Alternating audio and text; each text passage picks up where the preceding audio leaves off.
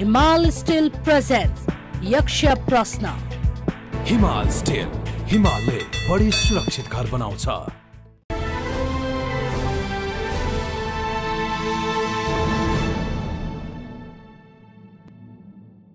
नमस्कार, यक्ष प्रश्नमा तपाईलाई हार्दिक स्वागत छ। म राजेन्द्र बानिया। यक्ष प्रश्नलाई प्रायोजन गरेको छ हिमाल स्टिलले। आजको यक्ष प्रश्न एकजना नेपाली यस्ता पात्रसँग कुराकानी गर्छौं जसको नाम नै परिचय र पहिचानका लागि काफी छ। 3 दशकको नेपाली कलाकारिताको यात्रालाई हेर्ने हो भने बालकदेखि वृद्धसम्म हरेक उमेरका मानिसले सदाबहार रूपमा आदर गर्ने, मन पराउने, चिन्ने र उहाँको प्रशंसक हुने राजेश हमाल, जसले नेपाली कलाकारितामा 3 दशक निर्विवाद र साँच्चै एक नम्बर भएर कलाकारिताको यात्रा मात्रै होइन, समाजमा एउटा शालीन, सभ्य, पठित र असल छवि निर्माण गर्नुभएको छ। आज जीवनको यो ठाउँमा आइपुग्दा उहाँले आफ्नो जीवन यात्रालाई, कला यात्रालाई, यो मुलुकलाई, हाम्रो आजको अवस्थालाई र आउँदो पुस्तालाई कसरी हेरिरहनु भएको छ भनेर यक्ष प्रश्नमा आज हामीले यक्ष प्रश्न सोध्न आमन्त्रण गरेका छौं। कलाकार, चलचित्रका नायक, उहाँलाई कतिपयले महानायक, त्यति मात्रै होइन, उहाँलाई भगवान भनेर थालीमा उहाँको तस्बिर राखेर पूजा गर्ने पनि छन्। आज यक्ष प्रश्न सोध्छौं राजेश हमाललाई। स्वागत छ तपाईलाई। धन्यवाद, थ्याङ्क यू। त्यहीबाट सुरु गरौँ। तपाईले एउटा अन्तर्वार्ताको सन्दर्भमा भन्नु पनि भएको थियो, मलाई महानायक कसले दियो र कसले भन्यो त्यो मात्रै विषय होइन, मलाई भगवान भनेर थालीमा एकातिर भगवान, साँच्चै भगवान जसलाई हामी भन्छौँ आस्थाका हिसाबले, उहाँको तस्बिर र मेरो तस्बिर राखेर पूजा गर्ने मानिसहरू पनि मैले भेटेको छु। तर मलाई विश्वास छैन म भगवान होइन, मानिस हुँ र मानिस नै हुन सकौँ भन्नुभएको थियो। त्यो तपाईँको आदर्श, त्यो तपाईँको बुझाइ र त्यो तपाईँको आफूप्रतिको आत्मसमीक्षा आज पनि त्यही छ, फरक भएको छ? उस्तै नै छ। भगवान त हामी हुँदै हुँदैनौँ नि, होइन? तर के हुन्छ भने कुनै कार्य तपाईँले गर्नुहुन्छ, खालि चलचित्र मात्रै होइन नि, कुनै पनि पेसामा तपाईँले विशेष गरिकन जनप्रिय काम गर्नुहुन्छ, अरूलाई खुसी बनाउने काम गर्नुहुन्छ, या अरूको भावनालाई चाहिँ नि उच्च राख्ने काम गर्नुहुन्छ, या अरूको जीवनलाई सहज पार्ने किसिमका काम गर्नुहुन्छ भने त समुदायले, समाजले जहिले पनि त्यो व्यक्तिलाई चाहिँ नि अलिकति उच्च स्थानमा राख्छ कि यो मान्छेले चाहिँ नि हाम्रो जीवनलाई विभिन्न पक्षबाट चाहिँ नि सहज बनाएको छ, त्यसकारण यो व्यक्ति चाहिँ नि यसलाई हामीले यस्तो किसिमले मान्छौँ भनेर। अब त्यो गर्दैमा चाहिँ नि व्यक्ति स्वयंले चाहिँ नि अब म त यही हो भनेर त अवश्य पनि सोच्नु हुँदैन नि, होइन र? कहिलेकाहीँ त्यो भ्रम मन न हो, कहिले भ्रमको जालोले गर्दाखेरिमा कतै कतै हराउन खोज्छ, अनि जति बेला फेरि वास्तविकतामा आइपुग्छ छ्याङ्ग बादल फाटे जस्तो हुन्छ। आफैलाई जति बेला तपाईँ करियरको एउटा यस्तो ठाउँमा हुनुहुन्थ्यो, राजेश हमालको टाउको पोस्टरमा राखे पछाडि फिल्म चल्थ्यो, निर्देशकले काठमाडौँमा घर बनाउँथ्यो, त्यति बेला चाहिँ त्यस्तो भ्रम कहिले पैदा हुन्थ्यो? त्यसले झन् उल्टो किसिमको भावना जाग्थ्यो ममा। त्यसले त्यस्तो किसिमको प्रशंसाले, त्यस्तो किसिमको स्वीकार्यताले चाहिँ नि मलाई अझ हम्बल बनाउँथ्यो कि, अझ जिम्मेवारी बोध, अझ हम्बल बनाउँथ्यो। त्यो एकदमै बर्ता मै हो भन्ने किसिमको भावना म भित्र उत्पन्न हुनुभन्दा पनि मैले चाहिँ नि उहाँहरूको विश्वासमा, उहाँहरूको चाहिँ नि भावनामा अब आइन्दा आउँदा दिनहरूमा पनि एकदमै ख्याल गरेर होसियारपूर्वक चाहिँ नि ठेस नलगाउने कामहरू मबाट हुनुपर्छ भनेर अझ बढी जिम्मेवार बोध हुन्थ्यो। र अङ्ग्रेजीमा भन्ने पनि एक किसिमको अझ हम्बल फिलिङ हुन्थ्यो कि आफूलाई। मलाई पनि त्यही नै हुन्थ्यो। तर तपाईँले त्यसो भन्दै गर्दा एउटा राजेशजी मानिसको स्वभावमा देखिएको या परिदृश्यमा, व्यवहारमा पनि पुष्टि भए चाहिँ जब मानिस सत्तामा पुग्दो रहेछ, शक्तिमा पुग्दो रहेछ, तपाईँले भनेको त्यो उचाइमा पुग्दो रहेछ, त्यति बेला उमा अब म यहाँ पुगेँ भन्ने अहमले यति धेरै घर गर्ने जसका कारण उसको बनी बनाऊ साम्राज्य गर्ल्याम गुर्लुम ढल्ने, त्यसले कहिले काहीँ घोस्थ्यो म हम्बल हुनुपर्छ अझ थप भनेर? तपाईँले पावरको कुरा गर्नुभयो, नेता र अभिनेतामा फरक त्यही नै हो, तपाईसँग पनि पावर थियो नि, तपाईँ जहाँ जानुहुन्थ्यो मानिसहरूको भिड हुन्थ्यो, चिच्याउँथे, राजेश समाल भन्थे, तपाईँको जस्तो कपाल बनाउने म स्कुल सम्झिन्छु, हामी हेड सरको आँखा छलेर यो कपाल लामो लामो बनाउँथ्यौँ, सायद तपाईँ जस्तो भनियोस्। कलाकारको चाहिँ नि आफ्नो दर्शकहरूको सम्बन्ध चाहिँ नि भावनात्मक सम्बन्ध हुन्छ। नेता र आफ्ना चाहताहरूको, आफ्ना सपोर्टरहरूको सम्बन्ध चाहिँ तपाईँको बढ्ता बौद्धिकतामा निर्भर पर्छ। नेताले डेलिभर गर्न सक्यो, नेताले चाहिँ नि भने जस्तो कामहरू गर्न सक्यो भने ऊ आदर्शको व्यक्ति रहन्छ, उसले गर्न सकेन भने हुँदैन। तर कलाकारहरू चाहिँ कस्तो हुन्छ भने त्यो बौद्धिकताले ग्रहण गर्ने भन्दा पनि भावनाले चाहिँ नि र स्नेहले चाहिँ नि कलाकारलाई चाहिँ दर्शकहरूले चाहिँ नि ग्रहण गर्नुहुन्छ। त्यो हिसाबले कलाकारलाई उहाँहरूले आफ्नो घरको सदस्य जस्तो किसिमको चाहिँ नि सम्बन्ध पनि गाँच्नुहुन्छ। किनकि घरको सदस्यसँगको सम्बन्ध भनेको त भावनात्मक हो, होइन? त्यसमा मैले तपाईँलाई जस्तो बाबुआमा र छोराछोरीको सम्बन्ध भनेको त्यो बौद्धिकताको हिसाबबाट जाँदैन नि। यदि मैले तपाईँलाई भने कि तपाईँको छोरा चाहिँ नि भोलि गएर अब खराब बन्छ, ऊ बन्छ, यसले केही पनि गर्दैन, छोडिदिनुहोस् तपाईँको छोरालाई भन्यो भने तपाईँको भावनाले मान्दैन। त्यही भएर हामी कलाकारहरू चाहिँ नि बढ्ता भावनामा खेल्ने, भावनाको उ गर्ने हुनाले चाहिँ हामी जहिले पनि के ख्याल गर्छौँ भने आफ्नो दर्शकहरू, आफ्नै चाहतेहरूको भावनामा ठेस नआओस् र त्यो डेलिभरी चाहिँ नि जहिले पनि भइरहोस्। तपाईँले नेता र अभिनेताको बिचमा एउटा लक्ष्मण रेखा कोरेर सम्भवतः धेरैले तपाईँलाई सोध्ने प्रश्न पनि त्यही हुन्छ र मेरो प्रश्न सूचीमा पनि त्यही छ। तर तपाईँले अहिले एउटा लक्ष्मण रेखा कोरिदिनु भएको छ जहाँ नागेर 100 प्रश्न सोध्न मलाई फेरि सोच्नु पर्ला। अभिनेता र नेताको बिचमा तपाईँले भावनाको एउटा पाटो र बाटोको कुरा गर्दै गर्दा अभिनेता नेता बनेका धेरै उदाहरण छन् नि। छन्।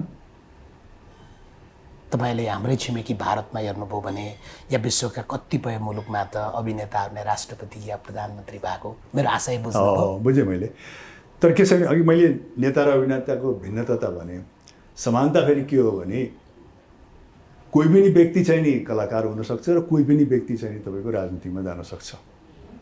यसले उसलाई चाहिन्छ भने, उसको चाहना इच्छा छ भने कोही पनि व्यक्ति यो दुईटा प्रोफेसनमा लाग्न सक्छ। यसको लागि कुनै क्राइटेरिया पनि चाहिँदैन, कुनै किसिमको तपाईँलाई ठोस क्वालिफिकेसन पनि। तपाईँले भनेको म जस्तो मान्छे पनि कलाकार बन्न सक्छ? जान सक्नुहुन्छ। तपाईँ पछि गएर कालान्तरमा सफल हुनुहुन्छ हुनुहुन्न त्यो अर्कै कुरा हो। तर तपाईँको सम्पर्कमा कोही व्यक्ति छ भने मलाई पनि फिल्ममा खेलान, म पनि खेल्न चाहन्छु यार भनेर त्यो फिल्म बनाउने मान्छेसँग तपाईँको कुरो मिल्यो भने तपाईँले गर्न सक्नुहुन्छ। म तीनवटा कुरा त गर्नै सक्दिनँ, अभिनय गर्न सक्दिनँ, नाच्न सक्दिनँ, त्यो अनुसारको बडी ल्याङ्ग्वेज चलाउन पनि सक्दिनँ। स्वयंमा इच्छा भएन भने त तपाईँ गर्नुहुन्न। राजनीति पनि त्यही नै हो, होइन? अब म एउटा प्रोफेसनको एउटा बिन्दुमा पुगेँ, चाहे व्यापारको एउटा बिन्दुमा होस्, चाहे कलाकारिताको एउटा बिन्दुमा होस्, विशेष गरिकन समाजमा चाहिँ परिचित भएँ भन्ने लागेर अब चाहिँ नेक्स्ट स्टेप चाहिँ म राजनीतिमा लाग्नु पऱ्यो। कुनै पार्टीमा प्रवेश गरेर अलिअलि पैसा पनि छ, खर्च पनि गर्न सक्छु भन्ने लाग्यो भने कुनै पनि व्यक्तिलाई रोक्दैन राजनीतिमा पनि। अब कालान्तरमा गएर उसले चुनाव जित्छ कि जित्दैन, ऊ सफल हुन्छ कि हुँदैन, जनताले पत्याउँछ कि पत्याउँदैन भन्ने त त्यो त पछिको कुरा हो। तर प्रवेश त ऊ गर्न पायो। ल मानौँ कलाकार कोही पनि मानिस इच्छा शक्ति भयो भने बन्न सक्छ अरे। तपाईँले बडो महत्त्वपूर्ण कुरा भन्नुभएको छ, चिनेको लगानीकर्ता निर्माता भेट्यो भने त हिरो नै भन्ला। त्यो मात्रै किन, अब तपाईँसँग नै प्रशस्त पैसा छ र तपाईँलाई लाग्यो कि होइन म त अब एकचोटि हिरो बन्छु यार, म आफै निर्माण गर्छु फिल्म र आफूले निर्माण गरेको फिल्ममा म आफै हिरो बन्छु भन्यो भने कसैले पनि छेक्दैन तपाईँलाई। ए तेरो अनुहार मिलेन, तैँले एक्टिङ गर्न जानिनस्, तँलाई चाहिँ फिल्म बनाउन मिल्दैन भनेर कहिले पनि रोक्दैन तपाईँलाई। तथापि त्यो फिल्मले चाहिँ चलचित्र हलमा गएर पानी खाने कि उत्रने भन्ने कुरा, कफी खाने भन्ने कुरा पछि थाहा हुन्छ। तर कलाकार चाहिँ बन्न सक्ला, राजेश हमाल बन्न सक्छ? त्यही त सफल हुने नहुने भन्ने चाहिँ नि त्यो चाहिँ नि व्यक्ति व्यक्तिमा भर पर्ने कुरा। फेरि प्रश्न दोहोऱ्याउँछु, एउटा मानिस जोसँग कलाकार बन्ने इच्छा शक्ति रहेछ, त्यो पैसा भएको चिनेको कुरा छोडिदिउँ, ऊ राजेश हमाल चाहिँ बन्न सक्छ कि सक्दैन? मैले धेरै नयाँ भाइ बहिनीहरू जसले मलाई भन्नुहुन्छ कि हामी कलाकारितामा आउन चाहन्छौँ, चलचित्रमा आउन चाहन्छौँ, के गर्नुपर्छ दाइ भन्दाखेरि मैले उहाँहरूलाई सबभन्दा पहिला भन्ने कुरा के हो भने हेर्नुहोस्, कलाकारिता भनेको खालि नेपालमा मात्रै होइन संसारभरिमै सबैभन्दा असुरक्षित पेसा हो। यसमा तपाईँ ले थालनी त गर्नु होला, प्रवेश त गर्नु होला, तर तपाईमा यसको लङ टर्म निरन्तरता तपाईले दिइरहन सक्नुहुन्छ, यसमा तपाईको करियर बन्छ, यसमा तपाई सफलता हासिल गर्नुहुन्छ र यसबाट चाहिँ तपाईले जीविका आर्जन चाहिँ लामो समयसम्म गरिरहन सक्नुहुन्छ भन्ने कुनै पनि ग्यारेन्टी हुँदैन। र कलाकारिता भनेको यस्तो पेशा हो, अन्य पेशा जस्तो म अब आर्मीमा गएँ, म सेकेन्ड लेफ्टिनेन्ट भएँ भने मेरो अर्को 35 वर्षसम्म 30 वर्षसम्म रिटायर नहुन्जेलसम्म मेरो जागिर ग्यारेन्टेड छ हैन। रिटायर भए पछाडि पनि पेन्सन आउँछ, कलाकारको त आउँदैन, चाहे त्यो आर्मीमा होस्, चाहे प्रशासनमा होस्, चाहे अन्य ठाउँमा। तर कलाकारको के हुन्छ जस्तो मेरो उदाहरण मतलब अनुभव सुन्नुहुन्छ भने पनि हरेक वर्ष ममा यस्तो असुरक्षाको भावना हुन्थ्यो कि यो वर्ष त म चल्यो, अब अर्को वर्ष म चल्छु कि चल्दैन। तपाईलाई त त्यस्तो सोच्नु परेन होला? हरेक वर्ष सोच्नु पर्यो, किनकि कलाकारिता भनेको आफैमा त्यस्तो असुरक्षित पेशा हो कि तपाईको पहिलो फिल्म तपाईलाई एकदमै भव्यताका साथ चाहिँ नि स्वीकार्य भयो, रुचाइयो भन्ने बित्तिकै फेरि तपाईको सेकेन्ड फिल्मलाई पनि त्यही अनुपातमा रुचाइन्छ भन्ने कुनै पनि ग्यारेन्टी हुँदैन। त्यसकारण अङ्ग्रेजीमा एउटा सेन्टेन्स छ कि कहिले धेरै कलाकारहरू वन फिल्म वन्डर हुन्छन्। वन फिल्म वन्डर भनेको एकदम ब्याङका साथ आउने बित्तिकै दर्शकहरूले वाह कस्तो मान्छे आएछ, क्या राम्रो फिल्म खेलेछ भनेर सुपर डुपर हिट हुने, त्यसपछि दोस्रो फिल्म गर्दाखेरि अलि नरुचाउने, तेस्रो फिल्म गर्दाखेरि अलि नरुचाउने अनि बिस्तारै हराउने। त्यसकारण कलाकारिता भनेको एकदमै असुरक्षित पेशा हो। म आफै अचम्मित छु कि जुन बिन्दुबाट र जुन मनस्थितिबाट मैले आफ्नो कलाकारिता थालेको थिएँ, त्यो बिन्दुबाट यो 32 वर्ष निरन्तर चाहिँ नि म कलाकार भएर कसरी बस्न सकेँ, कसरी। त्यहाँनिर तपाईँले भनेको एउटा शब्द तपाईँलाई नै सम्झाउँछु, सायद तपाईँलाई सम्झना छ, दर्शकका लागि हुन्छ। जति बेला म पहिलो चलचित्र गर्दै थिएँ, म सोचिरहेको थिएँ यो पहिलो चलचित्र सफल भएन भने मसँग दोस्रो बाटो छँदैछ नि। तपाईँले भन्नुभएको छ कहाँ, त्यो दोस्रो बाटो चाहिँ के रहेछ, अहिलेसम्म कहिले खोल्नु भएको छैन? होइन, दोस्रो बाटो भनेको कुनै पनि तपाईँ विशेष गरी नेपाल, तथापि तपाईँ जानु परेन दोस्रो बाटो, यही सफल होइन। अब एक त कलाकारिता आफैमा असुरक्षित पेशा, केही ग्यारेन्टी छैन। तपाईँमा एकदम एक्टिङ गर्न आउँछ, डान्स गर्न आउँछ भन्ने बित्तिकै तपाईँ पर्दामा उतारिसकेपछि दर्शकले तपाईँलाई रुचाइहाल्छ भन्ने हुँदैन। एक त त्यो, अर्को फेरि नेपालमा चाहिँ नि सिनेमाको क्षेत्र चाहिँ नि स्थापितै भएको थिएन, विकासै भएको थिएन होइन। चलचित्र उद्योग त त्यसमा त तपाईँले भन्नुभएको छ नि, पिताजी तपाईँ यो क्षेत्रमा नआउनुहोस् भन्ने चाहनुको सबभन्दा ठुलो कारण भने त यो पेसामा गएपछि सुरक्षित पनि छैन, यसले कसरी गरी खाला, हामी त्यत्रो कुटनीतिक परिवारको मान्छे। एक्ज्याक्टली। अनि अब त्यस्तो पेसामा हात हाल्दाखेरि तपाईँसँग झिनो मसिनो प्लान बी त हुनुपर्छ नि होइन।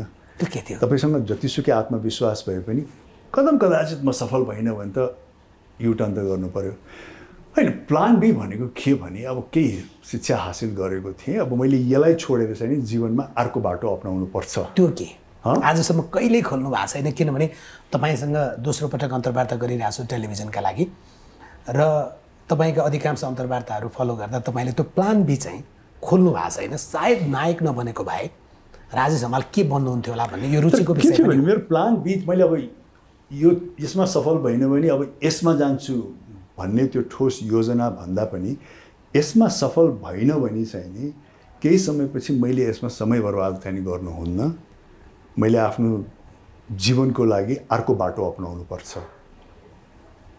त्यो बाटो कुनै तय बनेको थिएन? तय बनेको त थिएन, तर अर्को बाटो अपनाउनको लागि चाहिँ मसँग केही औजार र तयारी त थियो होइन। तर अब यही पेसा गर्छु या यसै गर्छु भन्ने थिएन। केही हदसम्म शिक्षा हासिल गरेका थिएँ, केही देश विदेशका अनुभव थियो, बुवा कुटनीतिज्ञ पनि हुनुहुन्थ्यो।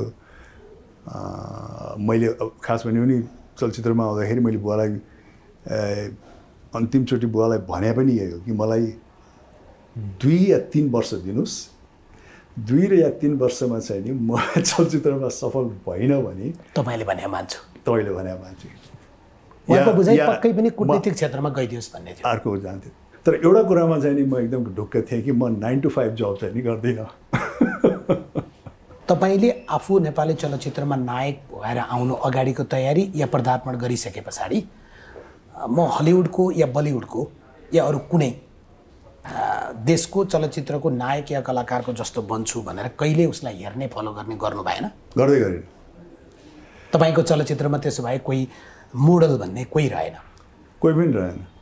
र विशेष गरिकन मेरो दोस्रो तेस्रो फिल्मपछि त रहँदै रहेन, किनकि दोस्रो तेस्रो फिल्मपछि मैले के बुझेँ भने नेपाली दर्शकहरूले के चाहनुहुँदो रहेछ त, चलचित्रबाट कस्तो किसिमको कथावस्तु चाहनुहुँदो रहेछ, कस्तो किसिमको पात्रलाई रुचाउनुहुन्थ्यो रहेछ भन्ने कुरा जब मैले, मेरो धेरै टाइम पनि लागेन, मेरो पहिलो फिल्म चाहिँ नि अब लभर बोयको टाइप थियो, अब त्यो चाहिँ नि मैले त्यही हिसाबले गरेँ। त त्यस पश्चात जति मैले फिल्म गरेँ ती फिल्म चाहिँ नि केही न केही सामाजिक विषयवस्तु उठाइएको होइन। अब त्यो मनोरञ्जनात्मक सुगर कोटिङ भए तापनि चलचित्रमा अलिकति अतिरञ्जित हिसाबले हामीले देखाए तापनि त्यहाँ विभिन्न किसिमको चाहिँ नि सामाजिक विषयवस्तुको उत्थान हुन्थ्यो, समाजमा भएकै व्यक्तिहरूका चाहिँ नि भावना, चरित्र, उहाँहरूका जीवनशैली, उहाँहरूका स्वादहरू प्रतिबिम्बित हुन्थ्यो। र मेरो दोस्रो तेस्रो फिल्मबाट जब मैले त्यो ठाउँमा आएँ कि नेपाली दर्शकले त आफ्नै भावना चाहिँ प्रतिबिम्बित भएको, आफ्नै आवाज चाहिँ नि कलाकारको मुखबाट सुनेको, आफूले भन्नु खोजेको कुरा चाहिँ एउटा कलाकारले प्रतिनिधि गरेर चाहिँ नि भनिदिएको, त्यसमा बढ्ता आइडेन्टिफाई गर्नुहुन्छ भन्ने मलाई थाहा भएपछि त त्यसपछि अन्त लाग्नै पर्यो। त्यसपछि त म एकदमै क्लियर भएँ कि नेपाली चलचित्रको आफ्नै खाका छ, आफ्नै फर्मुला छ, आफ्नै दर्शक छ, आफ्नै स्वाद छ, आफ्नै किसिमको शैली छ। तपाईँले अर्को एउटा चिज पनि भन्नुभएको थियो, तपाईँ माथि लगाइएको आरोप या आलोचनाको पाटो चाहिँ 300 भन्दा बढी चलचित्र खेलेको राजेश हमाल, तपाईँको सफल चलचित्र के कुन हो, या तपाईँको चलचित्रले समाजलाई के दियो भनेर सोध्नेलाई तपाईँले दिएको जवाब चाहिँ चलचित्र शिक्षाका लागि होइन, मान्छेलाई पढाउनका लागि होइन, मनोरञ्जनका लागि हो भन्ने कुरा चाहिँ बुझ्दिनुपर्छ भन्ने तपाईँको दलिल थियो। मैले त्यस्तो किसिमले पनि भने, मैले खालि के भने भने चलचित्र भनेको चाहिँ नि एउटा कमर्सियल प्रडक्ट चाहिँ नि हो, किनकि जहाँ उसले बेच्नु छ उसले पनि कमाउनु छ, जहाँ लगानी हुन्छ त्यहाँ मुनाफाको चाहिँ नि आशा गरिन्छ होइन। अनि मुनाफा चाहिँ नि सामग्रीबाट कसरी हुन्छ भने यदि त्यो सामग्री चाहिँ नि पस्केको व्यक्तिबाट स्वीकार्य भयो भने होइन, स्वीकार्य भएन भने भएन। अब त्यो स्वीकार्य हुनको लागि त उहाँहरूको अघि मैले भने जस्तो स्वाद मिल्नु पऱ्यो, उहाँहरूको चाहिँ नि मनोविज्ञान मिल्नु पऱ्यो, दृष्टिकोण मिल्नु पऱ्यो, अनि त्यही अनुसारको चाहिँ नि सामग्री हामीले पस्किनु पऱ्यो। र हाम्रो चलचित्रहरूमा पनि हामीले त्यो एकदमै शिक्षा नदिने ऊ नदिने भन्ने त कदापि हुँदै होइन, तर खालि के हो भने मनोरञ्जनात्मक हिसाबले थाहा नपाउने किसिमले हामीले सामाजिक विषयवस्तुहरूको उत्थान गर्थ्यौँ, सामाजिक मुद्दाहरूको उत्थान गर्थ्यौँ जो आम मान्छेले बुझ्न सक्ने सरल तरिकामा। त्यो बेलाको थिचोमिचोको कुरा गर्थ्यौँ, त्यो बेलामा राजनीतिमा भएका अन्यायका कुरा गर्थ्यौँ, प्रशासनमा भएका कुरा गर्थ्यौँ, आम नेपालीको घर परिवारमा हुने समस्याहरूका कुरा गर्थ्यौँ, भावनाका कुरा गर्थ्यौँ, जुन चाहिँ नि आम दर्शकहरूले आइडेन्टिफाई गर्नुहुन्थ्यो। यो मेरो कथा होला, मेरो गाउँको कथा होला, मैले भोगेको दमन होला या अत्याचार होला। त्यो सबै शिक्षालाई चाहिँ नि हामीले एकदमै, अब तपाईँलाई हामीले चाहिँ नि एकदम यो चलचित्र हेरेर शिक्षा दिँदैछौँ त्यस कारण यो चलचित्र हेर भन्ने किसिमले गर्दैन थियो कि त्यसलाई मजाले सुगर कोटिङ गरेर, चाहे नाचगान राखेर होस्, चाहे फाइट राखेर होस्, चाहे डायलगहरूलाई चाहिँ नि उहाँहरूले बुझ्ने ग्रहण गर्ने किसिमले चाहिँ नि डेलिभरी गरेर होस्, त्यो किसिमले हामीले पस्किन्थ्यौँ। तपाईँले अर्को एउटा सन्दर्भमा भनेको म सम्झिन्छु, त्यो बेलाको अधिकांश दर्शकको तबकाले चाहिँ तपाईँले बोल्ने डायलग या तपाईँले खेल्ने भूमिका र धेरै जसो विद्रोह, त्यो विद्रोह चाहिँ आफ्नो ठाउँमा र आफूलाई त्यो ठाउँमा राखेर हेऱ्यो,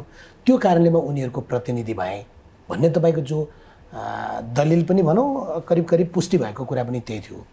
आजको दिनमा चाहिँ फेरि पनि ती नेपाली जनता जसले तपाईँलाई हिजो तपाईँको पात्रभित्र आफूलाई पात्रता बनाएर खोज्थे, उनीहरूको लागि आज पनि म त्यही उभिदिनुपर्छ जस्तो लाग्दैन?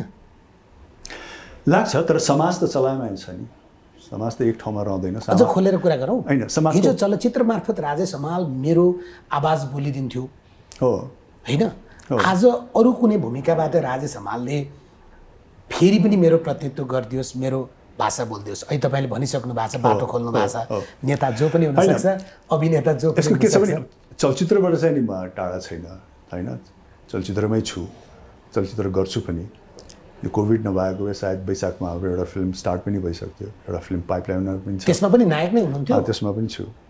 उमेर सोध्यो भने बच्चै छु टाइटल होइन, टाइटल रोल नै थियो। छ पनि, किनकि त्यो अब हामी त्यो फिल्म गर्छौँ पनि। तर के हो भने सिनेमा भनेको तपाईँको हरेक कालखण्डमा कलाकारको चाहिँ नि त्यही किसिमको अपेक्षा राख्न मिल्दैन, किनकि समय त परिवर्तनशील छ। समय परिवर्तन हुँदै जाँदाखेरि दर्शकको स्वाद पनि परिवर्तन हुन्छ, चाहना पनि परिवर्तन हुन्छ, इभन भावना पनि परिवर्तन हुन्छ होइन। मैले सुरुवात गर्दाखेरि सामाजिक विषयवस्तु, समाजलाई भिज्ने, समाजलाई गढ्ने, समाजलाई चाहिँ नि एकदमै महत्त्वपूर्ण लागेका भावनाहरू र विषयवस्तुहरू आजको समाजलाई त्यही किसिमले नलाग्न सक्छ। उहाँहरूको चाहिँ नि मुद्दा अर्कै हुनसक्छ, उहाँहरूको स्वाद अर्कै हुनसक्छ। त्यस कारण त्यही अनुसार नै कलाकारले पस्किने हो।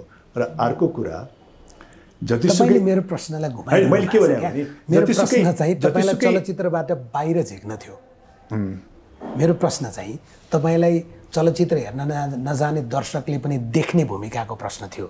तपाईँले भन्नुभयो होइन नेता जो पनि हुनसक्छ भनेर, राजेश हमाल हुन सक्दैन। म राजनीतिको कुरा गरिरहेको छु, चुनावको कुरा गरिरहेको छु। अब राजनीतिमा चाहिँ अहिले तुरुन्तै जाने इच्छा चाहिँ मनसाय छैन। मलाई के लाग्छ भने पेसा भन्ने चिज तपाईँले मलाई भन्नुभयो नि, जस्तो कि अन्य देशहरूमा चाहिँ कलाकारिताबाट पनि राजनीतिमा गएका छन्, त्यो त व्यक्तिको चोइस हो होइन। कलाकार भएरै गएको भन्ने पनि हुँदैन। त्यो जो कलाकार हो त्यो व्यक्तिको सायद त्यो चोइस पुग्यो होला होइन। कोही व्यापारी पनि गएका छन्, तर हरेक व्यापारीको त्यही चोइस हुँदैन होइन। कोही भूतपूर्व सेनाको मान्छेहरू पनि गएका छन्, तर सबैको त्यही इच्छा हुँदैन। त्यही कारण त्यो व्यक्तिको चाहिँ नि चोइस हो राजनीतिमा जाने नजाने। तपाईँको चोइस चाहिँ किन भएन? तर मेरो विश्वास र मेरो मान्यता चाहिँ नि के छ भने कुनै पनि पेसा, चाहे राजनीति होस्, चाहे कलाकारिता होस्, जसमा व्यक्तिले सफलता हासिल गरेको छ, चाहे त्यो व्यापारी होस्, चाहे त्यो प्रशासन होस्, प्रत्येक व्यक्तिले त्यही पेसा गर्नुपर्छ जसले चाहिँ नि उसले आफ्नो जीवनको पहिलो पाइला म यो गर्छु, यसैमा म बाँकीको जीवन समर्पण गर्न चाहन्छु, यदि म यसमा सक्सेस भएँ भने मेरो विषय यही हो, मेरो प्यासन यही हो भनेर जीवनको जो पहिलो खुड्किला चाल्छ, त्यही पेसा व्यक्तिले चाहिँ नि सबभन्दा राम्रोसँग र सबभन्दा आत्मसात गरेर बुझेको पेसा हुन्छ र व्यक्तिले त्यही नै गर्नुपर्छ। र राजनीति पनि त्यही व्यक्तिबाट हुनुपर्छ जसले आफ्नो जीवनको पहिलो पाइला चाहिँ नि म राजनीतिमै होमिन्छु, म बाँकीको जीवन चाहिँ नि राजनीतिमै चाहिँ नि समर्पित भएर यसलाई नै चाहिँ नि सफलताको बिन्दुमा पुर्याउँछु, यसैमा चाहिँ नि त्याग गर्छु, बलिदान गर्छु भनेर लागेको व्यक्ति हो। त्यही व्यक्तिहरूबाट नै राजनीति हुनुपर्छ। तर नेपालमा विडम्बना के छ भने नेपालमा चाहिँ ती व्यक्तिहरूबाट भएको छैन। तपाईँको अनुहारभित्र हरेक नागरिकले आफू देख्छ या आफ्नो संरक्षण देख्छ भने तपाईँहरूले राजनीतिप्रति अनिच्छा देखाइदिनु भयो भने अहिलेको पुस्ता राजनीतिप्रति कति पनि इच्छित छैन, ऊ राजनीतिलाई घृणा गर्छ या अज्ञानी बन्न खोज्छ, अनि यस्तै मान्छेको हातमा सधैँ राजनीति छोड्ने त होइन। राजनीतिमा मलाई इन्ट्रेस्ट छैन, इच्छा छैन भन्न खोजेको होइन। राजनीतिमा चाहिँ नि प्रत्येक नागरिकको चासो चाहिँ नि हुनुपर्छ। किनकि मैले एउटा पोलिटिकल साइन्सको क्लास लिँदाखेरि मेरो पहिलो क्लासमा चाहिँ नि त्यो टिचरले के भनेको थियो भने राजनीतिको विषयमा कुरा गरेको थियो उसले, र ब्ल्याकबोर्डमा चाहिँ नि पोलिटिक्स भनेर लेखेको थियो उसले। र उसले के भनेको थियो भने पोलिटिक्स भन्ने एउटा यस्तो चिज हो, तपाईँ समाज र राष्ट्रमा बसेपछि तपाईँले पोलिटिक्स छोडे पनि पोलिटिक्सले तपाईँलाई छोड्दैन होइन। म राजनीतिमा मलाई इन्ट्रेस्ट छैन भने पनि राजनीतिले चाहिँ तपाईँमा इन्ट्रेस्ट राखिरहेको छ। त्यस कारण हामी एज अ नागरिक, सचेत नागरिक, एजुकेटेड नागरिकहरूको जिम्मेवारी के भन्छ भने आफूले पनि राजनीतिमा चाहिँ नि चासो दिने। अब राजनीतिमा चासो दिनु भनेको मतलब चाहिँ नि सबैजना चाहिँ नि राजनीतिमै होमिनुपर्छ भन्ने चाहिँ नि होइन।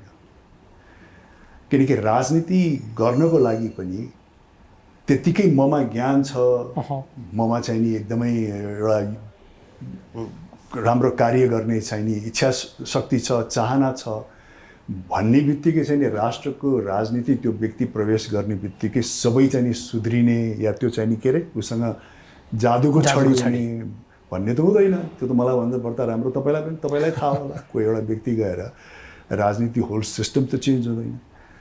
त्यस कारण त्यो ज्ञान त ममा छ नि कि म आफूलाई चाहँदै पनि मैले भोलि गएँ भने पनि राजनीतिमा जाने बित्तिकै जादुको छडी लिएर ओहो राजा समाल चलचित्रमा त्यत्रो अन्याय र अत्याचारको त्यति धेरै भिलेनलाई एकैचोटि लडाइ सबैलाई लडाएको थियो, ठुल्ठुला आदर्शको कुरा गरेको थियो होइन, राष्ट्र बनाउने कुरा गरेको थियो, समाज सुधार्ने कुरा गरेको थियो। अब यो राजनीतिमा आएपछि त सबै ठिक होला भनेर असफल भइन्छ भन्ने डर लाग्छ।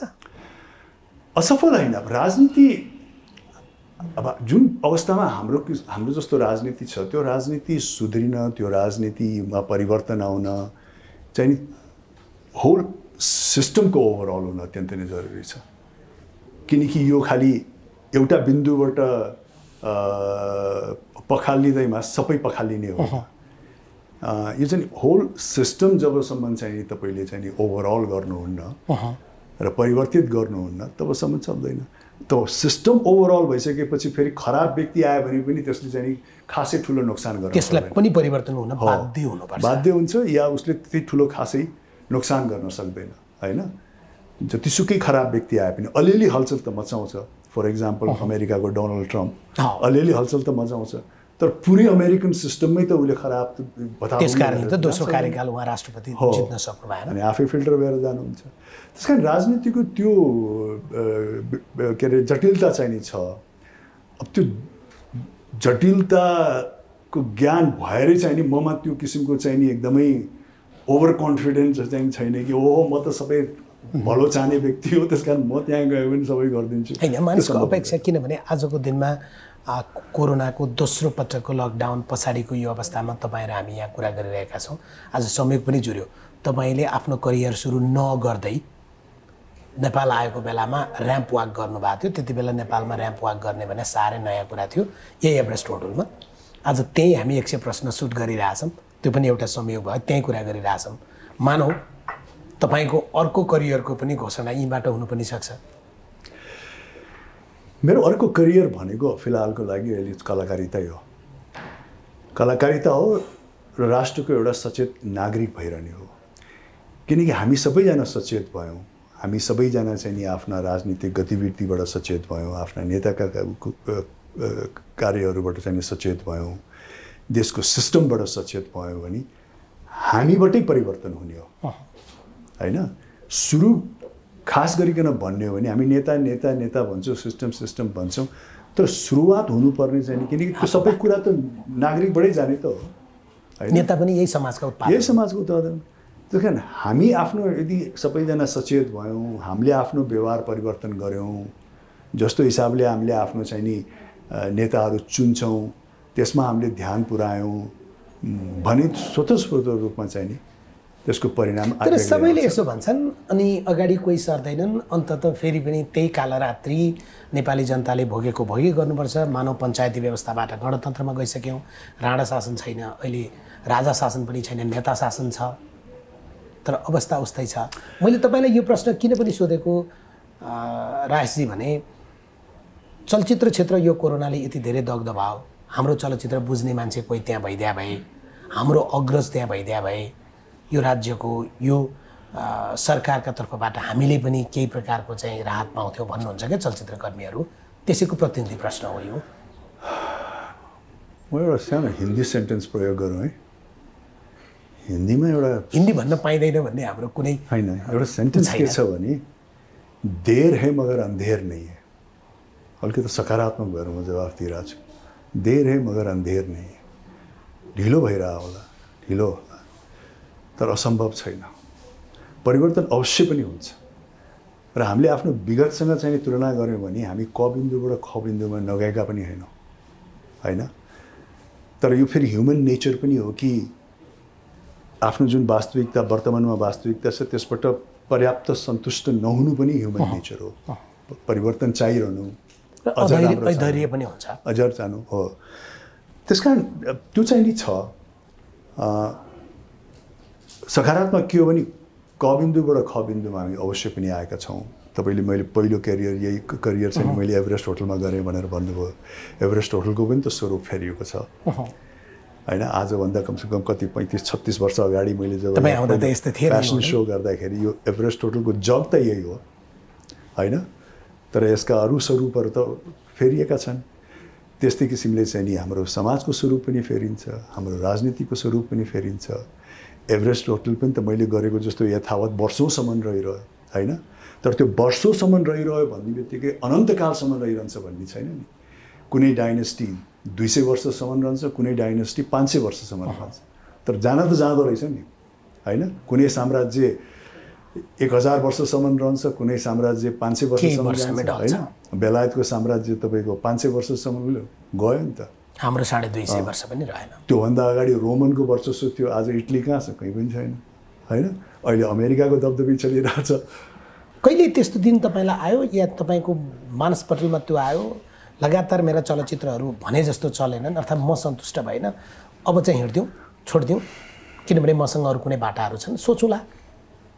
चलचित्रमा लागिसकेपछि चाहिँ म भएन, कहिले आएन। चलचित्रमा लागिसकेपछि नआउनुको कारण किनभने बानेजी म भन्छु, मैले पहिलो चलचित्र गर्दाखेरि दोस्रो चलचित्र कहाँबाट आउँछ भन्ने मलाई थाहा थिएन। मैले यो सफल भएपछि अर्कोले मलाई लिएर फिल्म बनाउँछ कि बनाउँछ भन्ने पनि थाहा थिएन, किनकि मेरो इक्जाम्पल अगाडि कोही पनि थिएन कि निरन्तर फिल्म गरिरहेको 30-32 वर्ष 25 वर्ष एक दिन 2-3टा फिल्म सुटिङ गरिरहेको कुनै पनि इक्जाम्पल थिएन। अनि जब मेरो पहिलो चलचित्र सफल भयो, त्यो सफलतापछि म त्यसको 8-10 महिनापछि तपाईँको चाहिँ 12-13 घन्टा काम गर्ने भइसकेको थिएँ। पहिलो चलचित्र बनाउनुभन्दा अगाडि दोस्रो कहाँबाट आउँछ भन्ने अन्यलताबाट सुरुवात गरेको मान्छे पहिलो चलचित्र प्रदर्शन भइसकेपछि सिनेमाको ओहिरो लागेर म त्यो गरिरहेको। कुन दिन छुट्टी पाउला जस्तो। अनि त्यो भइसकेपछि त्यति पर्याप्त फिल्म बन्ने वातावरण त तपाईँको फेरि नेपालमा बनिसकेको थिएन नि होइन। नेपाल राजेश हमालको टाउकै त्यस्तो टाउको थियो जसले गर्दा धेरै मान्छेले लगानी गर्नलाई अब उत्प्रेरित गर्थ्यो, चलचित्रको सङ्ख्या थपिन्थ्यो। होइन, मैले बुझ्नुपर्ने कुरा के छ भने जस्तो मैले एकैचोटि 4वटा फिल्म गर्न थालेँ, त्यो त हाम्रो इन्फ्रास्ट्रक्चर नै रेडी थिएन।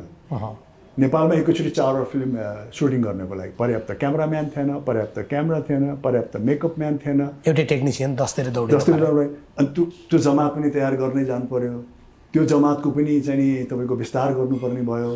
त्यसले गर्दाखेरि मेरो करियरमा खालि मेरो आफ्नो व्यक्तिगत सफलता मात्रै नभएर क्षेत्रको पनि विस्तार कसरी गर्ने भन्ने जिम्मेवारी थियो कि। त्यो कारणले पनि म यो त्यसमा चाहिँ तपाईँले धेरै काम गर्नु भएन भन्ने यति सकारात्मक कुरा गर्दा गर्दै बिचमा मैले एउटा एक गाग्री पानीमा एक थोपा विष हालिदिए जस्तो यो प्रश्न नसोध्न पाए पनि हुन्थ्यो होइन। यो चलचित्र क्षेत्रलाई विस्तार गर्ने, विकास गर्ने, संरक्षण गर्ने कुरामा चाहिँ राजेश हमालको पर्याप्त ध्यान पुगेन, तथापि उहाँ पनि कलाकारै त हो नि। तपाईँले मैले बारम्बार भन्ने गर्छु, तपाईँले वर्तमानको चस्मा लगाएर विगतलाई चाहिँ नि तुलना गर्न मिल्दैन। आजको लग्जरीमा बसेर, लग्जरी भनेको आज त तपाईँले विगतमा के भयो के भएन भन्ने कुराहरू सजिलो हुन्छ थाहा पाएर तपाईँले त्यसको निचोड निकाल्नुहुन्छ। तर त्यो बेलामा त हामीले 1 स्टेप एट अ टाइम लाग्ने हो र त्यो स्टेप दरो भूमिमा पर्छ कि दलदलमा पर्छ भन्ने पनि थाहा हुँदैन होइन। तपाईँले भत्काइदिएको फेवा ताल जस्तो त्यो बेलामा हिँड्दाखेरिको त्यस्तो अवस्थामा हिँड्दाखेरिको लिनुपर्ने निर्णयहरू र आज भविष्यमा आएर यो बिन्दुमा बसेर वर्तमानलाई तुलना गर्ने बिन्दुमा बस्दाखेरि त फरक हुन्छ। त्यस कारण विगतलाई हेर्दाखेरि विगतकै परिस्थितिलाई बुझेर, विगतकै परिस्थितिलाई मनन गरेर चाहिँ त्यसको चाहिँ नि समीक्षा गर्नु होइन। तपाईँसँग मान्छेको अपेक्षा अलि बढी पनि किन हुन्छ भने नि तपाईँलाई औपचारिक आधिकारिक रूपमा कुनै सरकारी निकायले नहुँदा पनि तपाईँ नेपाली जनताको मनको मैले अघिल्लो पटक तपाईँलाई गरेको अन्तर्वार्तामा मैले महानायक भन्ने शब्द प्रयोग गरिनँ भनेर मलाई सामाजिक सञ्जालमा धेरैले आलोचना गर्नुभएको थियो, किनभने तपाईँ जनताको मनको चाहिँ महानायक हो क्या। त्यस कारणले तपाईँसँगको अपेक्षा अलि बढी हुन्छ हो। त्यो हिसाबले त मलाई लाग्छ कि जुन सामाजिक परिवेश थियो, जुन हाम्रो अवस्था थियो, जुन नेपाली जनता दर्शकहरू हुनुहुन्थ्यो उहाँहरूलाई त मेल खाने किसिमको कार्यहरू गरेको छु जस्तो लाग्छ मलाई। नगरेको भए त तपाईँको यो ठिक छ। अब अलिकति व्यक्तिगत अर्को थप कुरा गरौँ। मान्छे हो नि, कहिलेकाहीँ एक्लै बस्न पाइयोस्, ढोका थुनेर आनन्दले ओछ्यानमा एक्लै लड्न पाउँदा पनि त्योभन्दा ठुलो सन्तुष्टि के। कुनै ठाउँमा एक्लै गएर शान्त भएर बस्न पाए कस्तो हुन्थ्यो भन्ने। तपाईँले त यो 30 वर्ष त कहिले त्यस्तो अवसर पाउनु भएन होला, कुनै समय त्यस्तो आयो म अर्थात् तपाईँले त्यस्तो केही गर्नुभयो, मास्क लगाएर होला, क्याप लगाएर होला, केही गरेर अलि रमाइलो हुन्छ होला। तपाईँलाई म कलाकारको जीवनको अलिकति भन्दै छोटोमा एकदमै कलाकार जब सुरुवात गर्छ नि फिल्म आफ्नो पहिलो फिल्म गर्छ नि कलाकारको के छ भन्छ भने मैले यो फिल्म गरिसकेपछि चाहिँ नि मलाई धेरै चाहिँ दर्शकले चिन्नेछन् होइन म जहाँ गए पनि सबैले चिनोस् राजेश भिड आओस् राजेश भनोस् अटोग्राफ लियोस् त्यस्तो भइदियोस् भन्ने मनस्थितिबाट चाहिँ नि उसले आफ्नो करियर स्टार्ट गर्छ विडम्बना के छ भने जब ऊ एकदमै सक्सेसफुल बन्छ एकदमै फेमस बन्छ फेरि ऊ के चाहन्छन् म घरबाट बाहिर निस्किँदा मलाई कसैले नचिनोस् कसैले कस्तो कन्ट्रोभर्सी छ होइन कसैले मलाई डिस्टर्ब नगरिदियोस् अब के गर्ने यो टुपी लाएर हुन्छ कि तपाईँले भने जस्तो दारी पालेर हुन्छ कि होइन उ गरेर त्यो चाहिँ नि छ होइन रेस्टुरेन्टमा जाँदा पनि तपाईँलाई मान्छेले फलो नै गरिरहेको हुन्छ तर म चाहिँ नि यी कुराहरूको ज्ञान भएको कारणले पनि म चाहिँ नि केमा क्लियर थिएँ भने म कलाकार हुँ मैले आफू कलाकारितालाई एउटा सफलताको बिन्दुमा पुर्याएको छु मेरा दर्शकहरू हुनुहुन्छ मेरा चाहतीहरू हुनुहुन्छ उहाँले चाहिँ मलाई आत्मसात गर्नुहुन्छ मसँग भेटेको बेलामा कुरा गर्न चाहनुहुन्छ उ गर्न चाहनुहुन्छ भने म ओपन हुनुपर्छ यदि मलाई दर्शकहरूको चाहिँ नि सामिप्यमा आउँदा उहाँहरूसँग इन्टरेक्ट गर्दा उहाँहरू फोटो खिच्न आउँदा उहाँहरूले भिड गर्दा मलाई यदि गाह्रो हुन्छ भने फेरि मैले चाहिँ नि त्यस्तो नहुने माहौल रोजेर आफ्नो प्राइभेसीलाई सुरक्षित गरेर राख्नुपर्छ तर यदि म त्यो आफ्नो त्यो व्यक्तिगत प्राइभेसी माहौलबाट जब दर्शकहरूका जान्छु भने फेरि मेरो गुनासो त्यहाँ के पनि हुनुहुन्न कोही मलाई अप्रोच गर्न चाहनुहुन्छ भने म स्टार भनेर बस्नु हुँदैन मैले अप्रोचेबल हुनुपर्छ किनकि चलचित्रमा चाहिँ नि तपाईँले भरिया एक नम्बरको पाखे बहादुर जस्तो भूमिका गर्ने र वास्तविक जीवनमा चाहिँ नि भरिया दाजुभाइ तपाईँसँग कुरा गर्न आउँदा बहादुर दाजुभाइ तपाईँसँग कुरा गर्न आउँदा वास्तविक जीवनमा चाहिँ करोडपति म चाहिँ सफल स्टार हो उनीहरूलाई टाढा राख भन्यो भने त त्यो त एउटा काउन्टर प्रोडक्ट तथापि फेरि पनि तपाईँ पनि मानिस हो नि त कुनै दिन त्यसरी आफूलाई डिस्गाइज गरेर कतै यात्रा गरेको अनुभव छ म हेर्दै थिएँ पूर्व राजा वीरेन्द्र को चाहिँ उहाँ र ऐश्वर्या चाहिँ लैनचौरको बाटोमा इन्फर्मली जकेट हाफ जकेट लगाएर उहाँ हिँडेको फोटो हामी हेर्दै थियौँ क्या राजा त त्यति बेलाको राजा अहिले मुलुकमा राजा छैनन् होइन त्यसरी हिँड्ने सम्भावना हुँदैन थियो नि तर मान्छेले अपेक्षा गर्दैन खुरुखुरु हिँड्दा पत्तो पनि पाउँदैन मलाई भएको छ मलाई कुन बेलामा भएको छ भने जुन बेलामा चाहिँ नि अब म यो ठाउँमा गयो भने चाहिँ सायद मैले प्राइभेसी पाउँछु होला होइन यहाँ गयो भने चाहिँ म एकान्तमा बस्न पाउँछु कि कुनै कुनै बेलामा त्यो रुचि हुन्छ नि मान्छेको फेरि मेरो प्राइभेसीमा बस्ने रुचि पनि छ एकातिर आम दर्शकहरूसँग भिडभाडमा पनि म रमाउँछु भने फेरि म आफ्नो एकदमै प्राइभेट स्पेसमा निकान्त एक्लै पनि असाध्यै रमाएर बस्न सक्ने मान्छे हो म त्यो दुईवटा पक्ष छ ममा र त्यो गरेको पनि छु तर मेरो कस्तो हुँदो रहेछ भनेपछि मैले सबै ढाकेर यति मात्रै देखियो र अलिकति मेरो हिँडाइ देखियो भने पनि राजेश दाई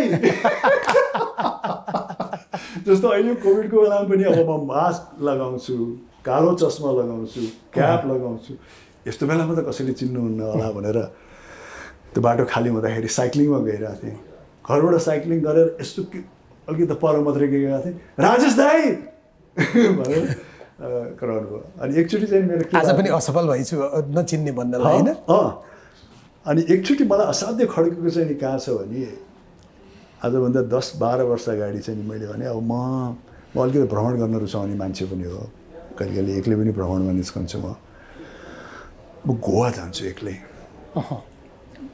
होइन कसैलाई गोवा जान्छु देश विदेश धेरै गएको थिएँ गोवा एकदमै फ्री ठाउँ हो मजाले जान्छु त्यहाँ गएर चाहिँ नि कट्टुसट्टु लाएर गरेर रिल्याक्स गरेर आफूलाई कफी खाने ठाउँमा मन लागेको ठाउँमा कफी खाने बस्न मन लागेको ठाउँमा बस्ने त्यो हिसाबले चाहिँ जान्छु म गोवा भनेर चाहिँ नि एउटा होटल 8 दिनको लागि बुक गरेर म यहाँबाट मुम्बईबाट गोवा गएँ अनि गोवा पुगेपछि एयरपोर्टबाट आफूले बुकिङ गरेको होटलमा गएर चाहिँ नि आफ्नो लगेज सगेज राखेँ सब राखेँ अनि लामो सास्तान जुन आफ्नो मनस्थिति थियो आफूले लगाएको लुगाहरू सबै खोलेर अनि कट्टु सट्टु अनि टी सर्ट लगाएर अब एकदमै निस्फिक्री फ्रीली चल्केटा अनि आफ्नो त्यो होटलको गेटबाट निस्केर म 10 पाइला के यता चलेको थिएँ त्यो पनि अगाडिबाट हेरेको व्यक्तिले 10 पाइला चलेको पछाडिको व्यक्तिले मलाई ए राजेश दाई होइन अनि म ल हो रहेछ मैले तपाईँलाई पछाडिबाट यति यो कपाल देखेर चिनिहालेँ तपाईँ यता फर्केपछि त तपाईँ राजेश दाई नै रहेछ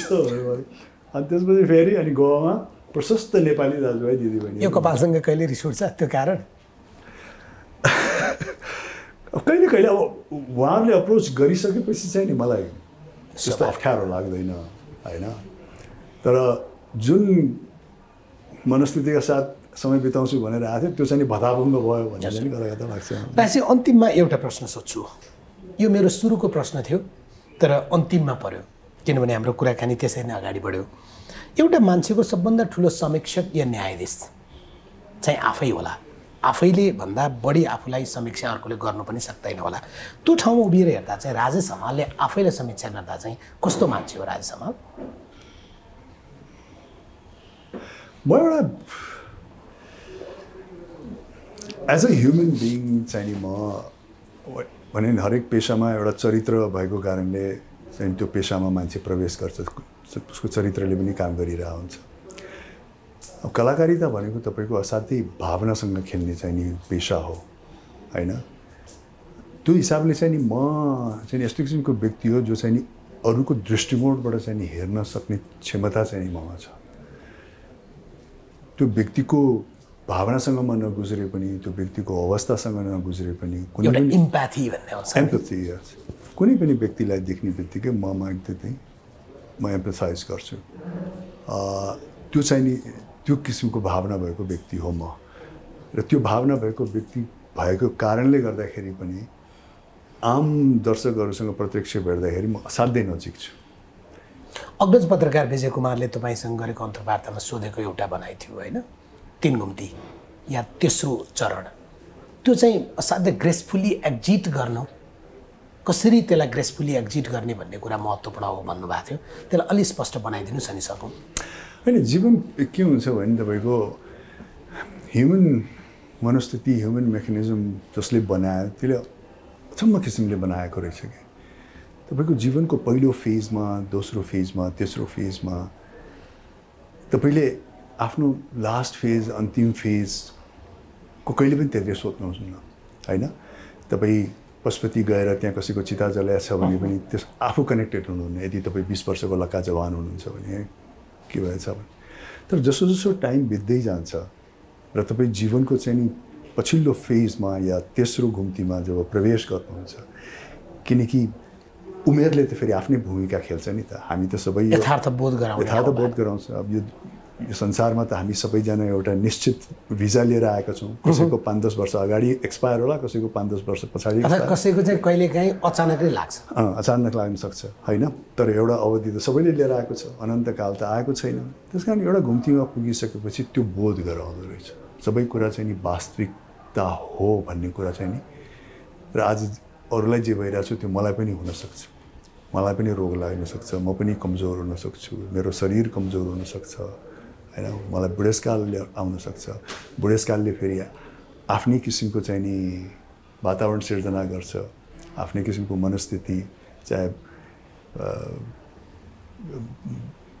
के अरे दिमागी हिसाबबाट होस् चाहे शारीरिक हिसाबबाट होस् अब त्यो सबै कुरा चाहिँ नि एकदमै बोध गर्छ मैले अस्ति भन्दाखेरि के भन्थेँ भने तपाईँको 20 को दशकमा चाहिँ नि घडी त सबै समयमा गइरहेको हुन्छ तर त्यो घडीको सुईको आवाज त्यति सुनिँदैन तर तेस्रो घुम्तीमा पुगेपछि हरेक सेकेन्ड टक टक टक गरेको तपाईँले क्लियरली सुन्नुहुन्छ सबभन्दा ठुलो आत्मा किनकि त्यो हरेक सेकेन्डले चाहिँ तपाईँको यो भिजाको अवधि घटाउँदै लैजान्छ त्यस एउटा लास्ट फेजमा गएर मान्छे अलिकति केही हदसम्ममा हतारमा पनि हुनसक्छ र अन्तिममा गएर चाहिँ त्यही नै हो किनकि तपाईँले आफूलाई शारीरिक हिसाबबाट तपाईँको आफ्नो कन्ट्रोल हुँदैन उमेरमा होइन तपाईँको इभन मानसिक हिसाब तपाईँको के स्थिति रहन्छ भन्ने कन्ट्रोल हुँदैन त्यस कारण अन्त चाहिँ तपाईँको चाहिँ तपाईँलाई खालि के मान्छेले चाहन्छ भने अन्तमा चाहिँ मान्छे राम्रोसँग ग्रेसफुली एक्जिट गर्न पायो भने एक्जिट त गर्नु नै छ होइन त्यहाँदेखि ग्रेसफुली फिजिकल एक्जिट होइन सबै कुराले आफ्नो समय पुगेपछि तपाईँको भाषामा त्यो एक्जिट चाहिँ मृत्यु हो कि मुक्ति हो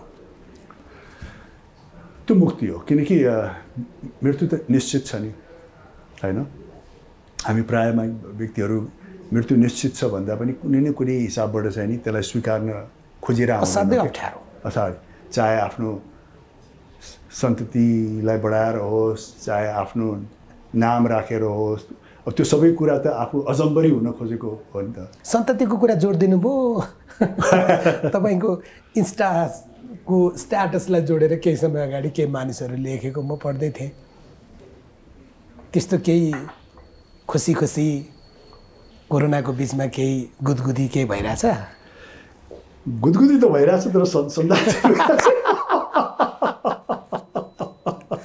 सधैँ यही जवाब दिएर पहिलाको एउटा प्रश्नको जवाब थियो यसरी नै टार्नुहुन्थ्यो, त्यो क्रियामा उत्रियो। अब यो प्रश्नमा पनि यसरी नै हाँसेर अनि मेरो घर गृहस्थी र वैवाहिक जीवन चाहिँ नि सामान्यभन्दा अलिकति फरक नै भएको छ। अब एक त विवाह पनि सामान्यभन्दा औसतभन्दा अलिकति रिलेटिभ भयो र सन्तानलाई लिएर पनि हाम्रो सोचाइ, कति धेरै प्रश्न सोध्छन् होइन? हाम्रो योजनाहरू अलिकति फरक नै छ। हस्, स्वस्थ हुनुहुन्छ। नेपाली कलाकारिता क्षेत्रमा अझै तपाईँको आवश्यकतालाई एउटा असल राजे समाल नेपाली समाजले पाएको छ। तपाईँ समाजको हरेक नागरिकले हेर्दा तपाईँमा आफू देख्ने जुन एउटा चित्र बनेको छ त्यस्तै रहनुहोस्। शुभकामना। थ्याङ्क यू सो मच, धन्यवाद। राजे समाल आज हामीसँग 100 प्रश्नको जवाब दिने हुनुहुन्थ्यो। जीवनका कुरा गऱ्यौँ, जगतका कुरा गऱ्यौँ, उहाँको अनुभवका कुरा गऱ्यौँ, अनुभूतिका कुरा गऱ्यौँ। कतिपय बेलामा संवेदनशील भएर विषयलाई विश्लेषण गऱ्यौँ, कतिपय बेलामा फेरि आह्लादित भएर जीवनका ती पाटा सम्झिएर उहाँ मुसुक्क होइन मजाले हाँस्नुभयो, हामी हाँस्यौँ, तपाईँ हाँस्नुहुन्छ। तपाईँको अनुहारमा आउने खुसी त्यही त हो नि हाम्रो पनि उद्देश्य। 100 प्रश्न आजका लागि सकिन्छ। नमस्कार।